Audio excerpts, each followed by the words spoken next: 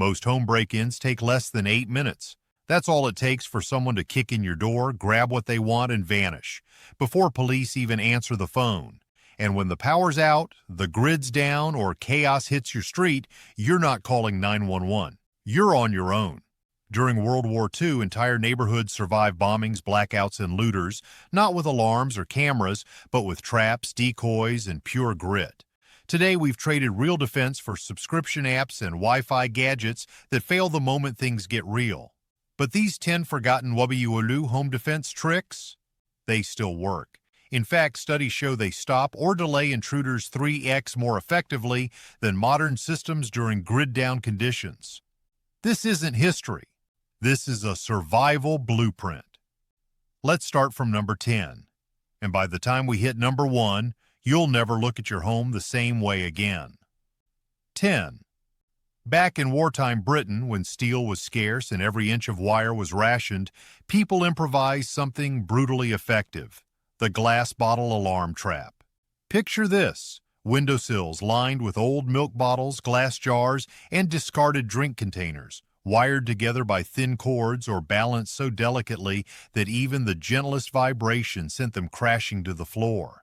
It wasn't just noise, it was panic in a bottle. The clatter could be heard from half a block away, alerting neighbors and home guards instantly. And here's the thing: modern burglars still hate noise more than locks. In tests by criminology departments across the U.S., over 82% of burglars abandon attempts after a loud, unexpected sound. That's the same success rate as a $400 smart alarm system. Except this one costs nothing. Modern survivalists can take this further. Attach fishing line across dark hallways or garden paths, connecting it to a cluster of empty glass bottles or aluminum cans. It's invisible, it's cheap, and it still triggers a natural freeze response in anyone walking through. During World War II, families even used glass bottle traps along fence lines, hidden under loose gravel or brush. When the enemy, or looters, moved through at night, that first sharp tinkle of glass would set off an instant alert. Today, with power outages and digital systems failing left and right, these analog traps remain undefeated. They never need Wi-Fi, never run out of batteries, and psychologically, that shattering sound hits the primal fear of being caught red-handed.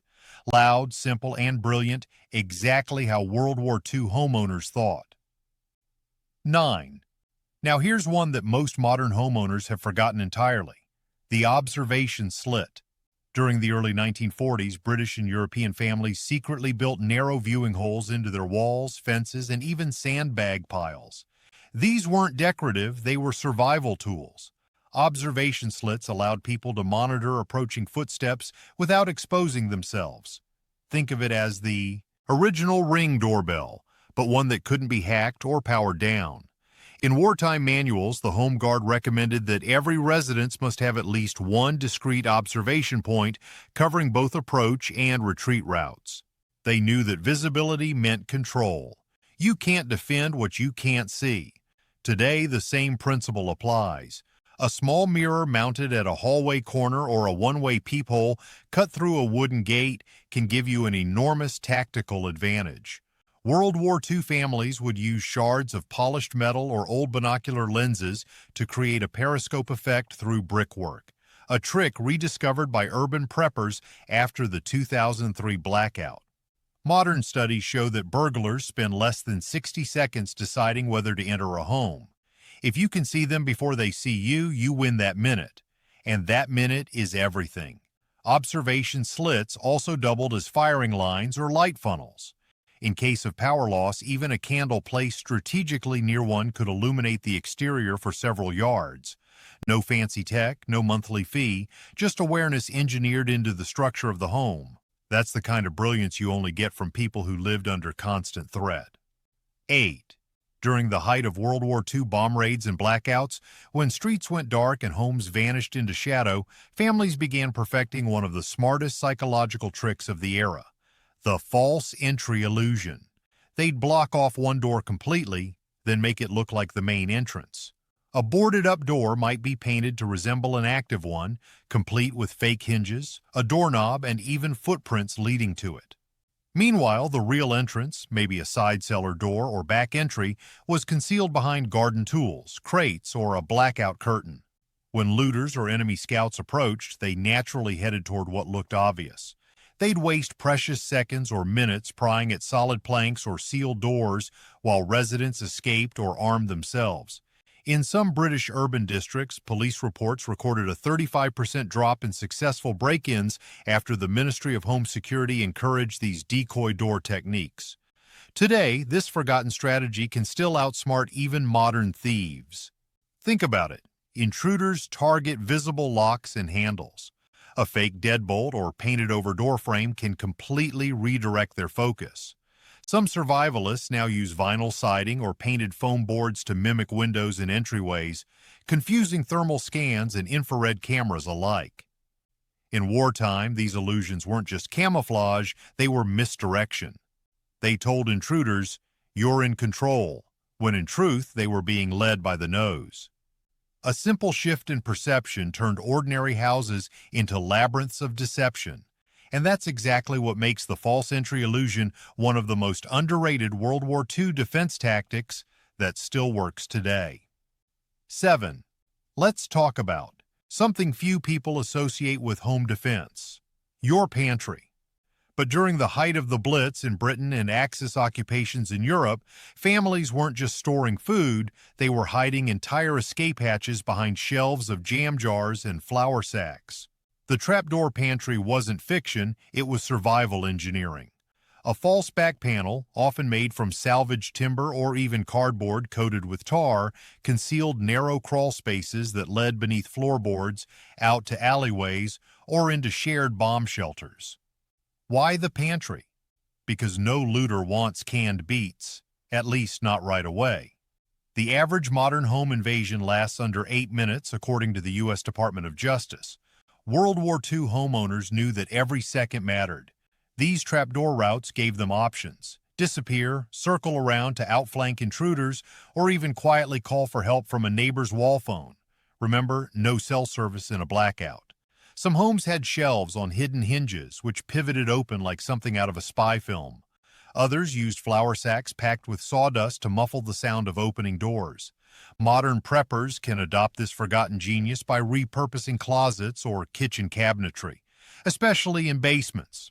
False panels can hide emergency exits, weapons caches, or safe rooms. The key is subtlety. No one suspects the pantry. That's why it worked then, and it'll work again, especially when real chaos returns to the streets. 6. Now this one is so brilliantly old school it feels futuristic.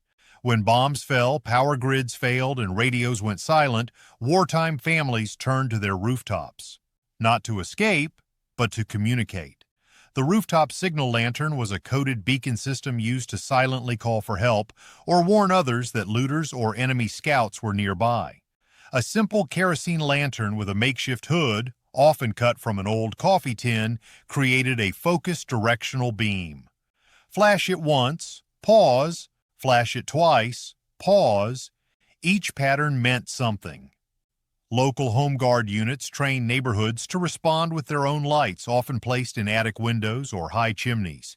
It was neighborhood-wide Morse code, totally invisible to the untrained eye but crystal clear to those in the know. Sound crazy? It's not. In fact, emergency responders today still train in visual signaling for disaster zones because radios fail and cell towers go down in real crises.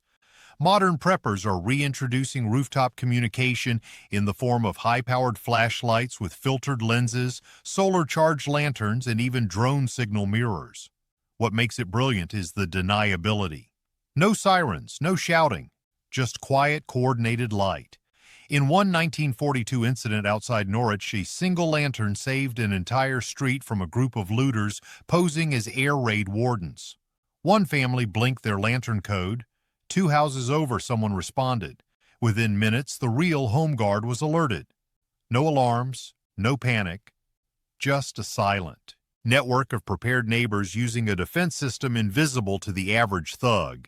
That's what makes the rooftop lantern more than a relic. It's a modern blueprint. 5. If this next one sounds extreme, that's because it is. But in the dead of night, under blackout conditions, when enemy paratroopers or desperate looters came crashing through homes, some families resorted to the saboteur's tactic: booby-trapped flooring. Yes, sabotaged floorboards. During World War II, especially in the rural UK and across occupied France, homeowners would loosen or partially saw through key floorboards in entryways or hallways. They weren't trying to injure, though sometimes they did, but to trip, trap, or cause noise. When stepped on, the board might tilt violently, slam against support beams, or even trigger a cascade of falling pots from shelves rigged above. You're not just dealing with brute force here, you're dealing with psychological warfare. In a study of burglar behavior by the UNC Department of Criminal Justice, over 65% of intruders flee after a single unexpected obstacle or noise, especially if it suggests a trap or attention. World War II families used that fear to their advantage. Sometimes they'd place marbles or ball bearings under rugs. One slip and the invader was disoriented or worse, down.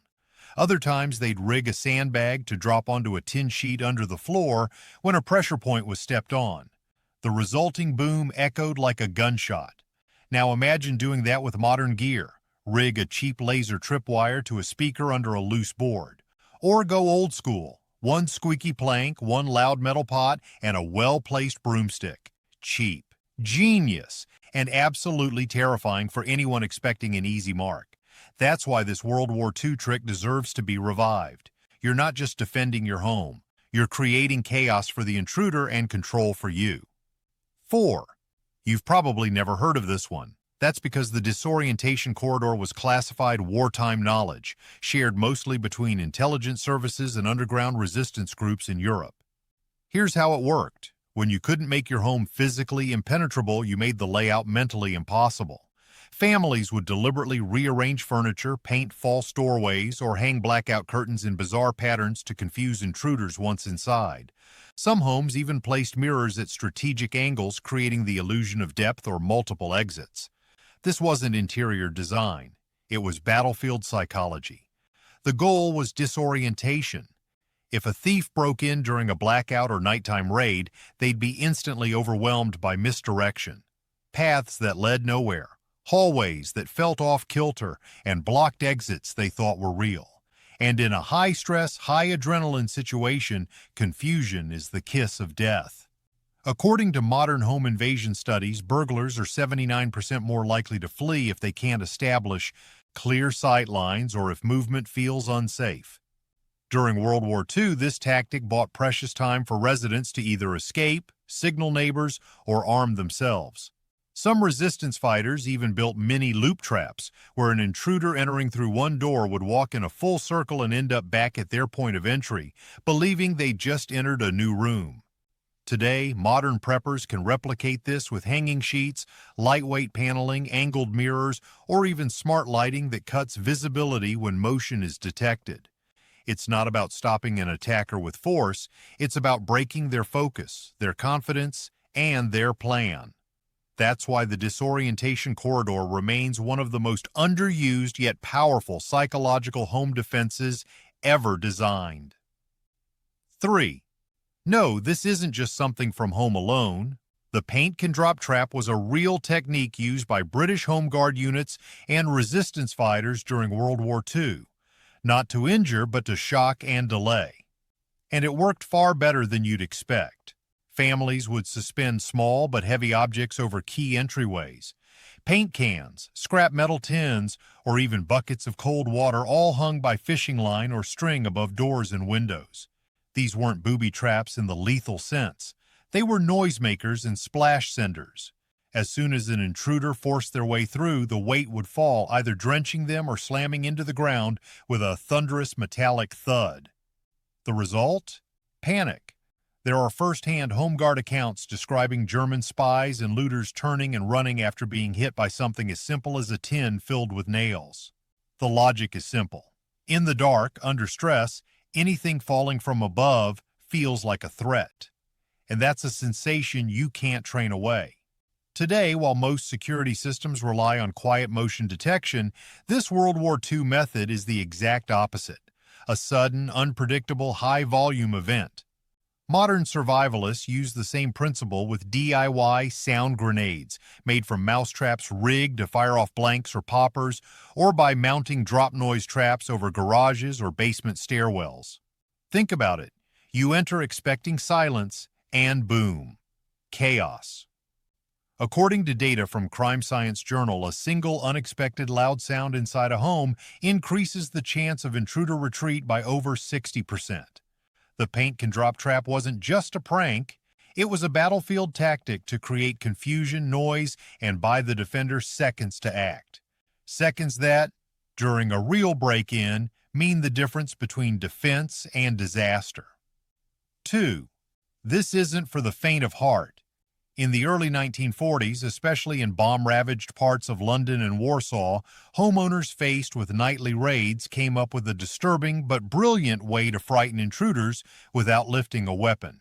They built what were called flame funnels. These weren't fire traps in the traditional sense, they were visual. Deterrents that simulated defensive fire using kerosene lamps and strategically placed mirrors to cast the illusion of a controlled blaze or armed response. Here's how it worked. Families would place small oil lanterns behind narrow slits or cutouts in boarded windows.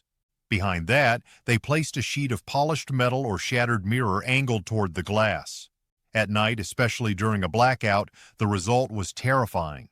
The flickering reflection made it appear as if firelight or gun muzzle flashes were dancing inside the house, as if someone was awake, armed, and possibly aiming. Looters, especially deserters and opportunists who relied on stealth, avoided homes that appeared active and lit. In a 1941 Home Guard report, homes that used this trick saw a 70% reduction in nighttime intrusion attempts. Today, you can replicate the effect using LED candles, red-orange flicker bulbs, and even solar-powered pathway lights rigged inside window boxes with tinfoil reflectors. The flame funnel plays on the primal fear of being watched, and worse, being shot at. No criminal wants to enter a house that looks like it's about to erupt in violence. The brilliance is that you're not really armed. You're projecting power through light, motion, and fear. And in the darkness of collapse, that illusion may be all it takes to keep you alive. 1. Here it is. The most brilliant, most underused, and most effective World War II home defense tactic: make your house scream before you do.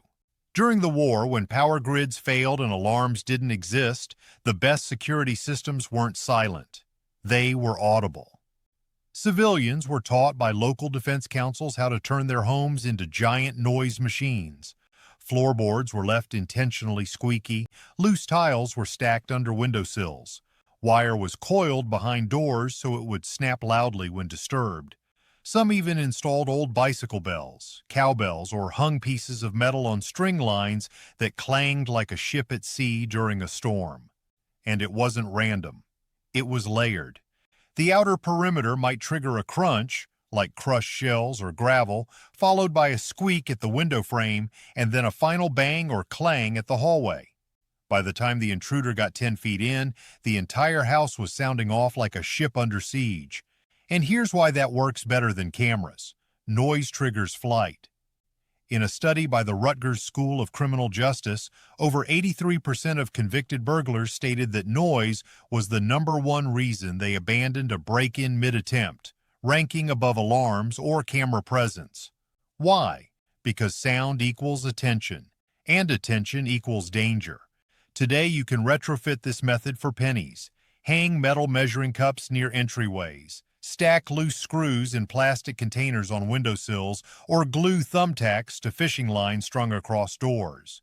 One small nudge, and it's chaos. In World War II, families knew they couldn't outfight the enemy, but they could outsmart them with sound. And the louder your house is, the more likely the intruder leaves empty-handed and you stay safe. This isn't just home defense. This is acoustic warfare. Straight from history's darkest hour. You just learned 10 forgotten home defense tactics that helped regular people survive bombings, blackouts, and armed looters in the deadliest war in human history. Not theory, not hype. Real tricks that still work when the power's out, the cops aren't coming, and your front door is the front line. And the truth? Most people today wouldn't last a night without electricity. They've put their faith in gadgets while the smart ones, people like you, are quietly preparing with methods that don't fail. These aren't just relics from 1942, they're blueprints for survival in 2025 and beyond. So if you got value from this, don't keep it to yourself. Share it, teach it, build it. Because when everything else breaks, these tricks won't. Stay sharp, stay dangerous. And I'll see you in the next one.